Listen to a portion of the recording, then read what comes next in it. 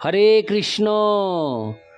আজ 11ই চৈত্র 1431 ও 25শে মার্চ 2025 মঙ্গলবার একাদশী পাপমোচনী। এই পাপমোচনী একাদশীর দিনে আমি শ্রীমদ্ ভাগবতম পাঠ করছি। আজ আমি পাঠ করছি শ্রীমদ্ ভাগবতমের চতুর্থ স্কন্ধ প্রথম ভাগ অষ্টম অধ্যায় ধ্রুব মহারাজের গৃহত্যাগ ও বনগমনের শ্লোক 41 থেকে 45।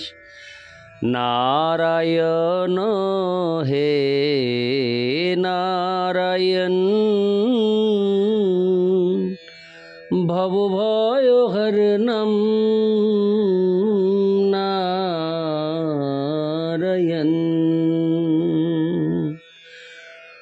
श्लोक 41। धर्मार्थ काम मोक्षाख्यान। हरे कृष्ण। धर्मार्थ काम मोक्षाख्यं ज इच्छोश्रेय आत्मनो एकं हेब्बो हरेस्तोत्र কারণং পাদসেবনম। অনুবাদ: যে ব্যক্তি ধর্ম, অর্থ, কাম এবং মোক্ষ এই চতুর্বর্গ কামনা করেন তার কর্তব্য হচ্ছে পরমেশ্বর ভগবানের ভক্তিতে যুক্ত হওয়া, কারণ তার শ্রীপাদপদ্মের আরাধনার ফলে এই সমস্ত বাসনা পূর্ণ হয়। তাৎপর্য: ভগবদ্গীতায় বলা হয়েছে যে কেবল পরমেশ্বর ভগবানের অনুমোদনের ফলেই দেবতারা বরদান করতে পারেন। তাই যখন কোনো দেবতাকে কোনো কিছু নিবেদন করা হয় তখন সেই নিবেদন দর্শন করার জন্য তার সম্মুখে নারায়ণ শিলা বা শালগ্রাম শিলারূপে পরমেশ্বর ভগবানকে স্থাপন করা হয়। প্রকৃতপক্ষে পরমেশ্বর ভগবানের অনুমোদন ব্যতীত দেবতারা কোনো বর দিতে পারেন না। তাই নারদ মুনি উপদেশ দিয়েছেন যে ধর্ম, অর্থ, কাম অথবা মোক্ষ লাভের জন্য ভগবানের বন্দনা করে মানুষের উচিত তার মনোবাসনা পূর্তির জন্য ভগবানের শ্রীপাদপদ্মে প্রার্থনা করে তার সমীপবর্তী হওয়া। সেটি হচ্ছে প্রকৃত বুদ্ধিমত্তা। বুদ্ধিমান ব্যক্তি কখনো দেবতাদের কাছে গিয়ে কোনো কিছু প্রার্থনা করেন না। তিনি সোজা সমস্ত আশীর্বাদের পরম কারণ পরমেশ্বর ভগবানের কাছে যান। ভগবদ্গীতায় শ্রীকৃষ্ণ বলেছেন যে লৌকিক আচার হরে কৃষ্ণ। লৌকিক আচরণের অনুষ্ঠান করা প্রকৃতপক্ষে ধর্ম নয়। প্রকৃত ধর্ম হচ্ছে পরমেশ্বর ভগবানের শ্রীপাদপদ্মে শরণাগত হওয়া, কারণ যিনি প্রকৃতপক্ষে ভগবানের শ্রীপাদপদ্মের শরণাগত তার পক্ষে পৃথকভাবে অর্থনৈতিক উন্নতি সাধনের চেষ্টা করার কোনো প্রশ্নই ওঠে না। ভগবানের সেবায় যুক্ত ভক্তকে কখনো ইন্দ্রিয় তৃপ্তি সাধনের ব্যাপারে নিরাশ হতে হয় না। তিনি যদি তার ইন্দ্রিয় তৃপ্তি সাধন করতে চান তাহলে শ্রীকৃষ্ণ তার সেই বাসনা পূর্ণ করেন। মুক্তি সম্বন্ধেও বলা যায় যে ভগবানের সেবায় সম্পূর্ণরূপে যুক্ত ভক্ত ইতিমধ্যেই মুক্ত হয়ে গেছেন, তাই তাকে মুক্তির জন্য স্বতন্ত্র প্রয়াস করতে হয় না। নারদ মুনি তাই ধ্রুব মহারাজকে তার মায়ের নির্দেশ মতো বাসুদেব শ্রীকৃষ্ণের শরণাগত হয়ে তার সেবায় যুক্ত হওয়ার উপদেশ দিয়েছেন, কারণ তার ফলে তার মনোবাঞ্ছা পূর্ণ হবে। এই শ্লোকে নারদ মুনি বিশেষভাবে উল্লেখ করেছেন যে ভগবদ ভক্তি হচ্ছে একমাত্র পন্থা।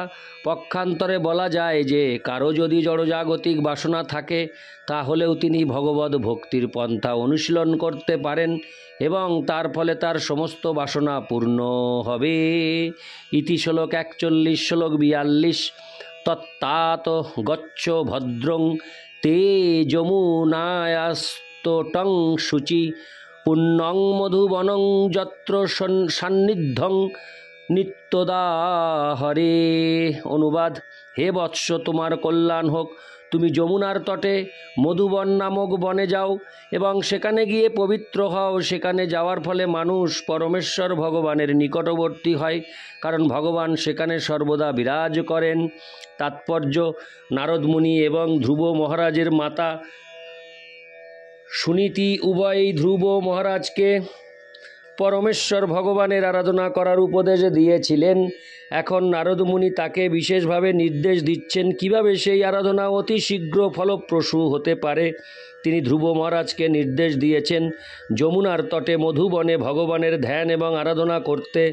ভক্তের পারমার্থিক জীবনে দ্রুত উন্নতি সাধনের জন্য পবিত্র তীর্থের প্রভাব বিশেষ ফল প্রদান করে। ভগবান শ্রীকৃষ্ণ সর্বত্রই বিরাজ করেন, কিন্তু তা সত্ত্বেও পবিত্র তীর্থে তার সমীপবর্তী হওয়া অত্যন্ত সহজ। সেই সমস্ত স্থানে মহান ঋষিগণ বাস করেন।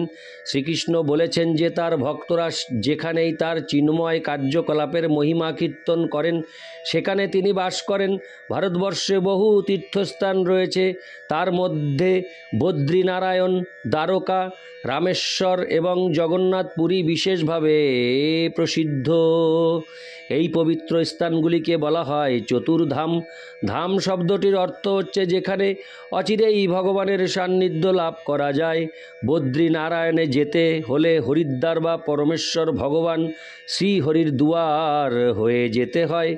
তেমনি প্রয়াগ, এলাহাবাদ এবং মথুরা আদি বহু তীর্থস্থান রয়েছে এবং তাদের মধ্যে সর্বশ্রেষ্ঠ হচ্ছে বৃন্দাবন। পারমার্থিক জীবনে অত্যন্ত উন্নত না হলে এই সমস্ত পবিত্র স্থানে বাস করে ভগবদ ভক্তি সম্পাদন করার উপদেশ দেওয়া হয় না। কিন্তু সর্বদা ভগবানের বাণী প্রচারে নিযুক্ত নারদ মুনির মতো উন্নত ভক্ত যে কোনো স্থানে ভগবানের সেবা করতে পারেন। কখনো কখনো তিনি পাতাল লোকে পর্যন্ত যান। সেখানকার নারকীয় পরিবেশ নারদ মুনিকে প্রভাবিত করতে পারে না, কারণ তিনি ভগবদ ভক্তি সম্পাদনের মহান দায়িত্বভার গ্রহণ করেছেন। হরে কৃষ্ণ হরে কৃষ্ণ হরে কৃষ্ণ কৃষ্ণ কৃষ্ণ হরে হরে, হরে রাম রাম রাম হরে হরে। হরে কৃষ্ণ কৃষ্ণ কৃষ্ণ হরে হরে, হরে রাম রাম রাম হরে হরে। নারদ মুনির বর্ণনা অনুসারে মথুরা প্রদেশের বৃন্দাবন অঞ্চলে আজও বিরাজমান মধুবন হচ্ছে সবচাইতে পবিত্র স্থান। বহু মহাত্মা আজও সেখানে বাস করে ভগবানের প্রেমময়ী সেবায় যুক্ত হয়েছেন। বৃন্দাবন অঞ্চলে 12টি বন রয়েছে এবং মধুবন হচ্ছে তাদের একটি। হরে কৃষ্ণ, তাদের একটি। ভারতের সমস্ত প্রান্ত থেকে তীর্থযাত্রীরা সেখানে সমবেত হয়ে এই 12টি বন দর্শন করেন। যমুনার পূর্ব তটে রয়েছে 5টি বন: ভদ্রবন, বিলবন, লৌহবন, ভান্ডিরবন এবং মহাবন। যমুনার পশ্চিম তটে রয়েছে 7টি বন: মধুবন, তালবন, কুমুদবন, বহুলাবন, কাম্যবন, খরিদবন এবং বৃন্দাবন। এই 12টি বনে বিভিন্ন ঘাট রয়েছে। সেগুলি হচ্ছে অভিমুক্ত, অধিরূঢ়, গুজ্জতীর্থ, প্রয়াগ তীর্থ, কনখল, তিন্দুক তীর্থ, সূর্যতীর্থ, বটস্বামী, ধ্রুবঘাট। বহু সুন্দর ফুল ও ফলের বৃক্ষশোভিত ধ্রুবঘাট ধ্রুব মহারাজের ধ্যান এবং কঠোর তপস্যার জন্য প্রসিদ্ধ। ঋষিতীর্থ, মোক্ষতীর্থ, বুধতীর্থ, গোকর্ণ, কৃষ্ণগঙ্গা, বৈকুণ্ঠ, অশীকুণ্ড, চতুসামুদ্রিক কূপ, অক্রুর তীর্থ। অক্রুর চালিত রথে কৃষ্ণ বলরাম যখন মথুরায় যাচ্ছিলেন তখন তারা এই ঘাটে স্নান করেন। যাজ্ঞিক বিপ্রস্থান, কুব্জাকূপ, রঙ্গস্থল, মঞ্চস্থল, মল্লযুদ্ধস্থান এবং দশাশ্বমেধ। হরে কৃষ্ণ। ইতি শ্লোক 42, শ্লোক 43। স্নাত্তানুশবনং তস্মিন কালিন্দা সলিলে শিবে কৃত্যচিতানি নিবসন্নাত্তন কল্পিতাসন। অনুবাদ: নারদ মুনি তাকে উপদেশ দিয়েছিলেন, হে বৎস, কালিন্দী বা যমুনার জলে তুমি প্রতিদিনই 3 বার স্নান করো, কারণ সেই জল অত্যন্ত শুভ, পবিত্র এবং নির্মল। স্নান করার পর তুমি অষ্টাঙ্গ যোগের আবশ্যকীয় বিধিগুলি পালন করে কোনো নির্জন স্থানে আসনে উপবেশন করো। তাৎপর্য, এই উক্তিটি থেকে মনে হয় যে ধ্রুব মহারাজ ইতিমধ্যেই অষ্টাঙ্গ যোগ অনুশীলনের শিক্ষা লাভ করেছিলেন। ভগবদ্ গীতা যথাযথের সাংখ্যযোগ নামক অধ্যায়ের 11 থেকে 15 শ্লোকে এই পদ্ধতি বিশ্লেষণ করা হয়েছে। অষ্টাঙ্গ যোগে মনকে স্থির করে তারপর শ্রীবিষ্ণুর রূপের ধ্যান করা হয়, যা পরবর্তী শ্লোকগুলিতে বর্ণিত হবে। এখানে স্পষ্টভাবে উল্লেখ করা হয়েছে যে অষ্টাঙ্গ যোগ কোনো শারীরিক ব্যায়াম নয়, পক্ষান্তরে তা হচ্ছে শ্রী বিষ্ণুর রূপে মনকে কেন্দ্রীভূত করার অভ্যাস। ভগবদ্গীতায় বর্ণিত হয়েছে যে আসনে উপবেশন করার পূর্বে পবিত্র এবং নির্মল জলে খুব ভালোভাবে স্নান করে নিজেকে শুদ্ধ করতে হয়। যমুনার জল স্বাভাবিকভাবেই অত্যন্ত নির্মল ও পবিত্র, তাই কেউ যদি দিনে 3 বার সেই জলে স্নান করেন তাহলে তা নিঃসন্দেহে বাহ্যিক দিক দিয়ে অত্যন্ত শুদ্ধ হয়ে যাবেন। নারদ মুনি সেই জন্য ধ্রুব মহারাজকে উপদেশ দিয়েছিলেন যমুনার তটে গিয়ে বাহ্যিক দিক দিয়ে পবিত্র হওয়ার। এই অষ্টাঙ্গ যোগ অনুশীলনের ক্রমিক বিধির একটি অঙ্গ। ইতি শ্লোক 43, শ্লোক 44।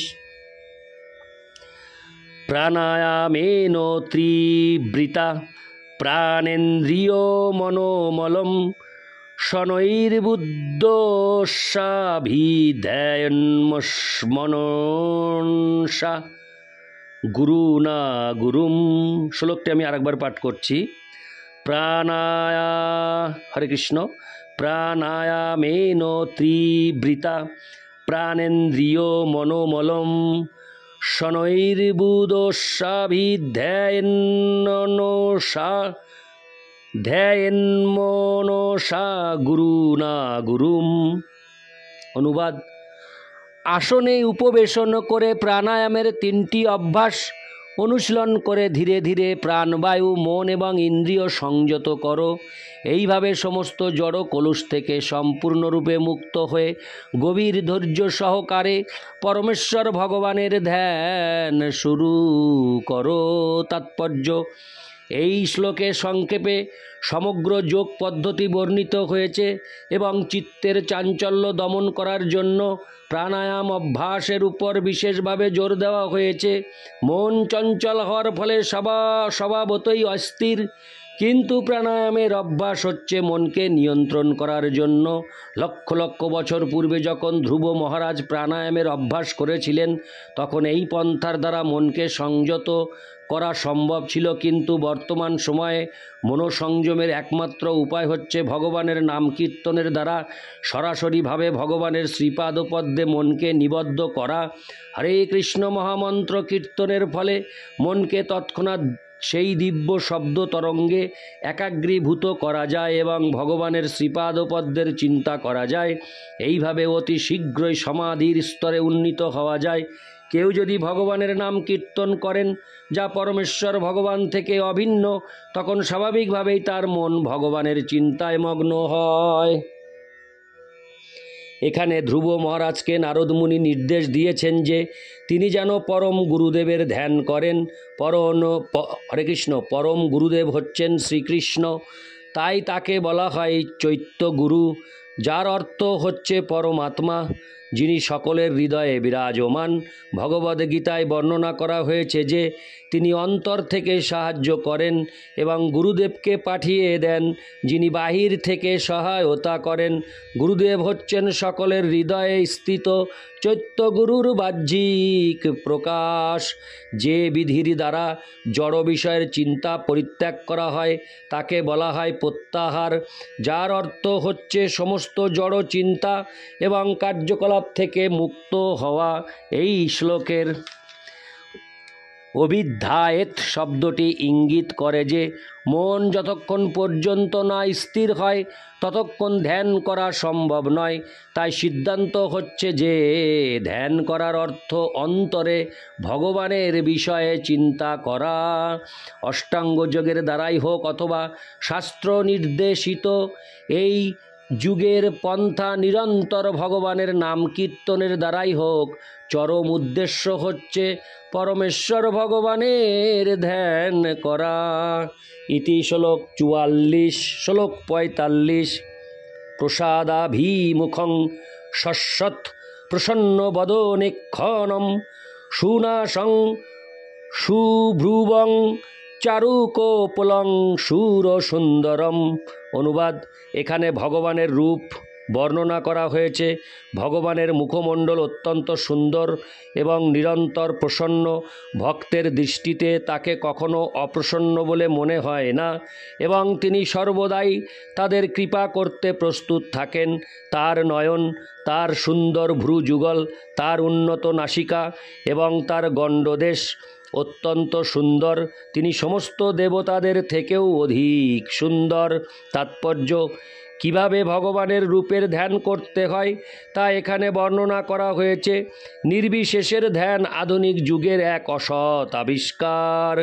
কোনো বৈদিক শাস্ত্রে নির্বিশেষের ধ্যান করার নির্দেশ দেওয়া হয়নি। ভগবদ্গীতায় যেখানে ধ্যান করার নির্দেশ দেওয়া হয়েছে সেখানে মৎপর শব্দটির ব্যবহার হয়েছে, যার অর্থ হচ্ছে আমার সম্বন্ধে। যে কোনো বিষ্ণুরূপ শ্রীকৃষ্ণের সঙ্গে সম্পর্কিত, কারণ শ্রীকৃষ্ণ হচ্ছেন আদি বিষ্ণুরূপ। কখনো কখনো কেউ কেউ নির্বিশেষ ব্রহ্মের ধ্যান করার চেষ্টা করে। ভগবদ্গীতায় যাকে অব্যক্ত অর্থাৎ অপ্রকাশিত অথবা নির্বিশেষ বলা হয়েছে, কিন্তু ভগবান নিজেই হরে কৃষ্ণ, কিন্তু ভগবান নিজেই সেখানে বলেছেন যে যারা সেই নির্বিশেষের ধ্যানের প্রতি আসক্ত তাদের সেই প্রচেষ্টা অত্যন্ত ক্লেশদায়ক। কেননা নির্বিশেষ রূপে মনকে কেউ একাগ্র করতে পারে না।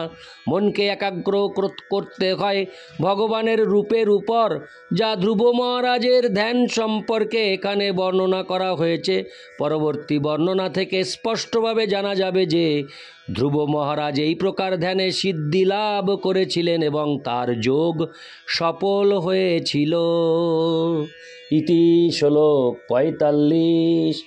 নারায়ণ হে নারায়ণ ভবভয়হরণম নারায়ণ। হরে কৃষ্ণ।